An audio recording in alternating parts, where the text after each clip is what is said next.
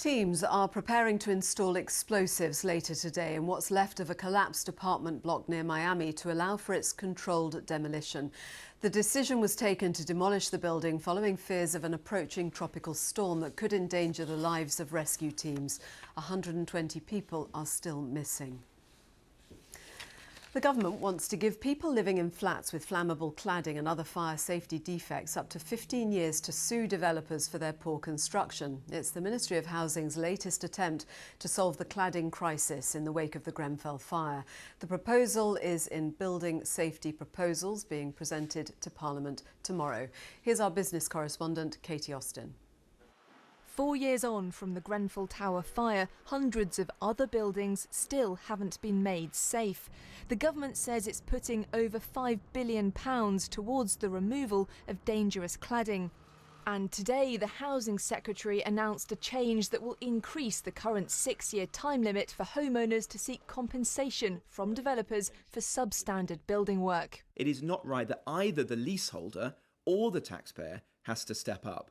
And I'm announcing today that we're going to change the law retrospectively to give every homeowner 15 years in which to take action against the people who built their building if there's shoddy workmanship. But some flat owners say this won't help them. This building in Sheffield is set to receive £6 million from the government's Building Safety Fund for cladding removal. However, to fix other fire safety defects, the leaseholders still face another £6 million in bills, an average of £50,000 each. Will is one of them.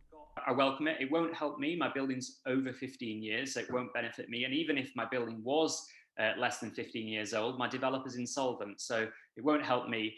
And Mr. Jenrick this morning said on the show that the majority of these buildings were built in the 2000s, so it doesn't take a mathematician to work out that by the time the bill is implemented, many of those buildings will not benefit from this because they will be over 15 years old. Can I ask you? This morning, Robert Jenrick was challenged on how much power the legal change would actually give leaseholders. All this does is it allows groups of leaseholders, tenants, to get together and take a legal case against a very, very powerful, well-funded, well-lawyered development company. Now, that is not a level playing field. I don't think there's any easy way out of this situation. You're absolutely right. I want the developers, the builders, the warranty companies, the insurers to pay up.